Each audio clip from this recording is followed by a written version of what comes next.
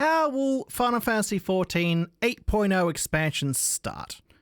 It's an interesting little thing that I wanted to go over because it's kind of talking about the game design stuff and how we know, based on the way that an MMO, at least the Final Fantasy MMO, has to be, that we can already predict how 8.0 is going to start, right?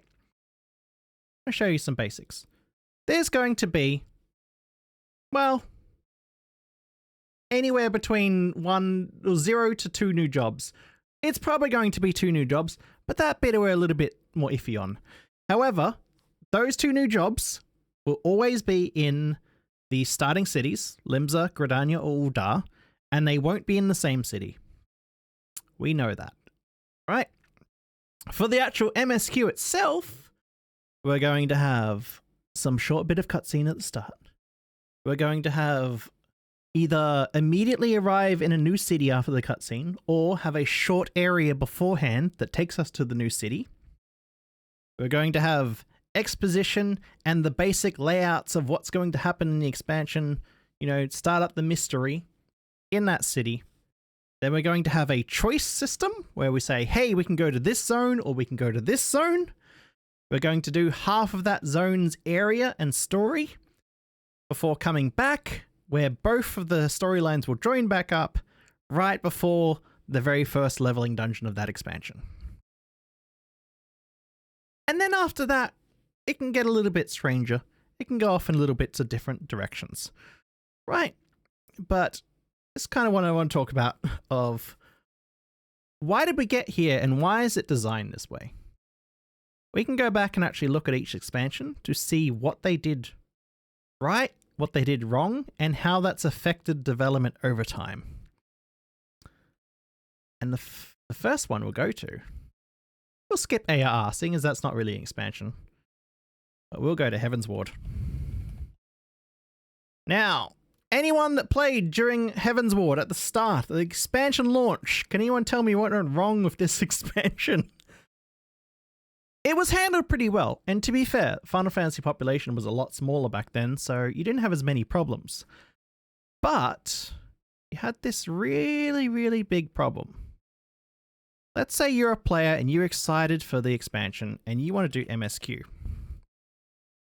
Where are you trying to go to first thing on the expansion launch? That's right, it's Ishgard. You want to go straight into Ishgard. You want to do that new MSQ, don't you? So you go to Ishgard.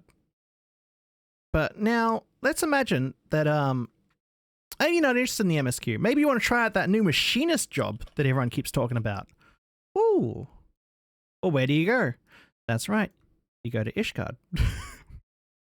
Oh. But, maybe you're more into Astro. I certainly was. That was the first job I picked up when Heaven's Ward came out. Where do you go for that? Oh, that's right. You go to Ishgard. You see a trend here. What about Dark Knight? Where do you go for Dark Knight storyline? Surprisingly, Ishgard. So you had this problem on a server launch where the entire population of the game is all trying to get into one area at launch. And this can cause a lot of problems. Now, to be fair, they did have some design considerations for this, right? You tend to pick up the quests for Machinist, Astro, and Dark Knight pretty quickly, and then it sends you out to different areas. Machinist will send you out to Lanosia, Astro will send you out to the Shroud, and Dark Knight will send you out to Thanalan. Pretty quickly, you'll get into that stuff. But it still caused a lot of problems where everyone was trying to go into the same city. You can see now that they're going to fix this. Because we get to Stormblood, and what happens? Stormblood has Samurai. Where do you go to get it? Uldar. It also has Red Mage. Where do you go to get that? Think Uldar. Can't actually quite remember. Pretty sure it's Uldar. But anyway, the important thing is it's not in the new zone. And this has also had another effect, which is for new players now, these 3 jobs are actually the hardest to unlock. Because you will power level so fast that you can unlock Red Mage and Samurai and Dancer and Gunbreaker pretty easily. But in order to get Machinist, Astro, and Dark Knight, you have to have done all of A Realm Reborn up to the start of Heaven's Ward expansion. So they've realized their mistake from this, and now they're like, okay, we're always going to split the player base in the beginning. We're always going to send some players into the new MSQ, because we know people want to do that straight away, and some players will go and level up the jobs instead. We'll split the load to different areas of the game to reduce the load on the server. Cool. Now we get to Stormblood. Now, Stormblood did a good job with the jobs. But as anyone that was playing on Stormblood launch will tell you, we have the memes. The memes of how bad the launch of this was. Because Stormblood made another big problem. They put a solo instance battle that was relatively long right near the start of the expansion. Right? Stormblood wanted to start big with the action. So they had that instance battle. And the problem is that the servers just couldn't handle it. So you had people queuing up to go into the instance. The event now known as Roban Extreme or Roban Savage. Where it's just like, this is horrible because you are just sitting in a line now. You're not in the login server. No, you're in a real line in the game to queue in to go into this duty. So from that, they've kind of gone, okay, we won't have too much action-y combat in the beginning. And this is, I know this is a complaint about Dawn Trail, where it's like, there wasn't as enough action in the beginning. It's almost entirely because of Stormblood. It's almost entirely because of that issue, where if you have the masses on launch day go in and do a massive amount of combat, servers can easily get overloaded. Don't have an instance combat area. Don't do any of that. The next expansion, Shadowbringers, kind of refined this. Because Shadowbringers, you actually go to Lakeland at the very beginning. And that's technically an instanced area. You can't see anyone else. But it's not combat. In fact, I'm pretty sure like the way that server is working is like you're just not seeing anything. You're just not processing anything. So you can have a lot more people in that and it'll be fine. Or they increase the instance servers. I'm not sure. But either way, Shadowbringers had a lot better of a launch. Now, the second problem that Stormblood had is it had a very, very linear story at the start. So not only did you have all these people going through all the same area, doing the same instance, but they were all in the same zone until they finished that zone, and then they all went to the next same zone as well. Which is when we get to Shadowbringers and what it brought back in. Shadowbringers was when they refined the process and made it really, really clean. They said, okay, if you want to be a dancer, you go to Limsa. If you want to be a gunbreaker, you got to go to Gridania. We'll split the player base up like that. For the people who want to do the MSQ, right, you got 2 options. You're going to have a short little stint in the city where you talk to Exarch, and then half the player base is going to go to Alizé, and then half the player base is going to go to Alphino. And they're going to do their stories. And at the end, you're going to link back up, and that's when you're going to get Holminster Switch. Just like what I said before for the 8.0 prediction, this is where they really refined it. And this worked amazingly well. There was a small amount of combat in that whole opening bit. For most people, I think you would struggle to even remember at what point in the MSQ before Holminster Switch were you asked to fight something. There's two times that happens. 2-3 times. But it's very, very rare. Right? Now, we get to Endwalker. And Endwalker is basically more of the same. Although, it makes less sense storyline-wise. Like, if we think about it, it should have been we go to Labyrinthos always first, and then we go to Thavnia. Like, that makes more sense than, like, a Warrior of Light traveling to Thavnia, going to Thavnia, getting into that whole tussle, going back to Sharlayan, doing all of Labyrinthos, then traveling back to Thavnia to solve the problem we had in the first little bit.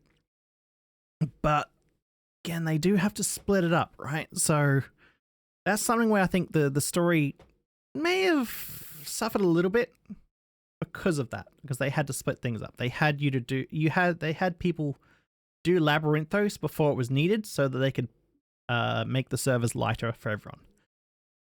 But Endwalker's other problem is just the servers exploded. Whoops, the server exploded. Now, this is something that's like we don't really see, but I often tell people, like, hey, what was Endwalker's biggest failure? Right? And you'll see a lot of videos, you'll see a lot of Zeppler videos where it's like, oh, the criterions or the variants, or they forgot the mid-core content or whatever, or that kind of thing. And I go, no. From a profit perspective, the biggest failure was the launch of Endwalker. Because even though it generated a lot of positive buzz, because like, oh wow, this game is so popular, the servers are on fire, no one can log in, they had to stop selling the game, that only happens once, right?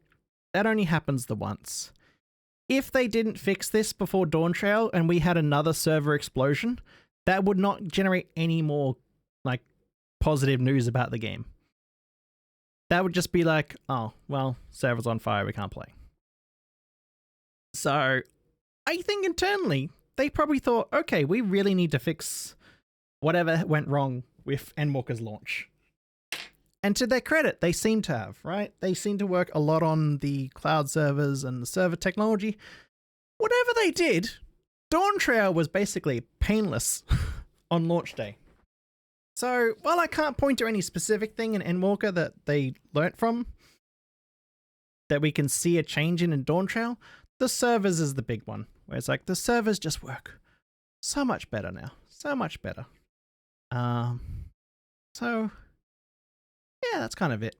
I kind of just want to do a brief little video talking about the differences and the expansions and all the stuff that went on here, because I think it's interesting. Of like the storyline always has to kind of conform to certain game dev constraints, right?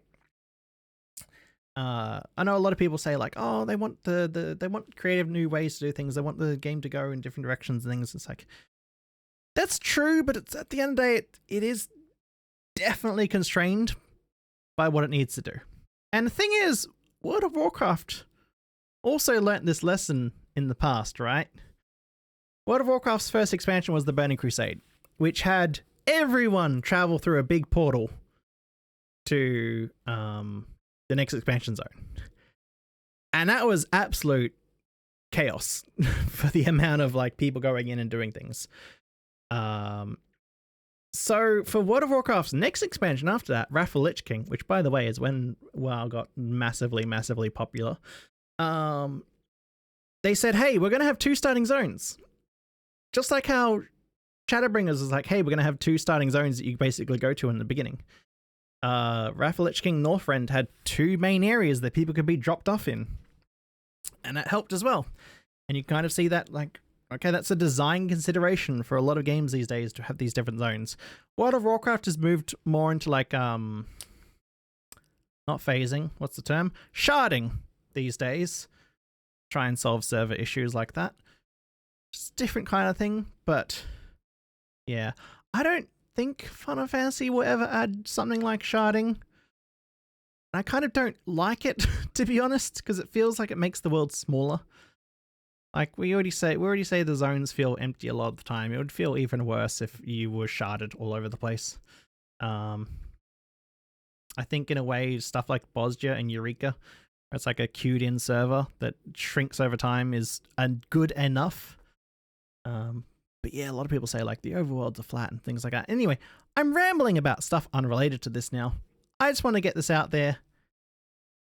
8.0 start predictions. They're definitely going to be right because they're based on how the game is designed. So there we go.